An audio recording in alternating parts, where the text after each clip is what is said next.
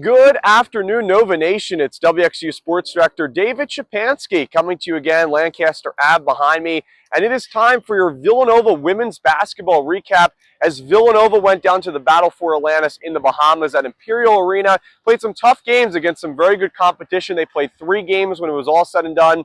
They started off their tournament with a win against Texas A&M by 8 points. Then they lost to number 16 North Carolina by around 20 points. And then yesterday in the third place game for the Battle for Atlantis tournament, they lost to Baylor, who was ranked number 18 prior to the game yesterday afternoon. But once the new rankings came out, they lost to Indiana on Sunday night. So they moved outside of the top 25, and Villanova lost by double digits to Baylor yesterday on Monday afternoon. But for the Wildcats, I think there were some good things, right? The defense played really well, especially against North Carolina, limit them to under 60 points, a very good team in college basketball. The offense just really struggled, right? And we talked about that in the beginning of the season. That's kind of one of the issues when you have a lot of younger players as your main scorers, like Jasmine Bosco, Maddie Weber. And in the first game against Texas A&M, I mean, Jasmine Bosco played really well. She got into double digits, and it was a really good team effort. The defense played well. The offense was able to get into the mid-60s and score some points. As for the second game against North Carolina, Villanova really struggled. They had scored less than 10 points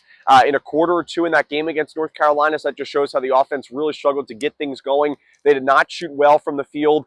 Really kind of the main story in that second game, Laura Edmondson had a really nice performance against North Carolina, and so did Maddie Weber. And then in the third game yesterday against Baylor, it was Jasmine Bosco and Danae Carter. Danae Carter really came alive in that second half for Villanova against Baylor. And Villanova actually took a 1-point lead in the halftime in the third place game yesterday against Baylor. But in the second half, despite good performances from Danae Carter, as well as Maddie Burke once again, who was knocking down some threes for this Villanova team, the Wildcats were just kind of outpowered by Baylor's talent in that second half. So Villanova, they come back home with a record of 4-3. Their trip to the Bahamas was 1-2. So not a terrible trip, right? You were still able to pick up a win against a pretty solid Texas A&M team. They played competitive against Baylor, especially in that first half, and now they'll get ready to take on St. Joe's on December the 1st. That's this Sunday. We'll have coverage for you on WXVU in the afternoon. I'll be posting some more coverage leading up to that game, as well as our WXVU broadcasting schedule for the weekend. So Villanova and St. Joe's on Hawk Hill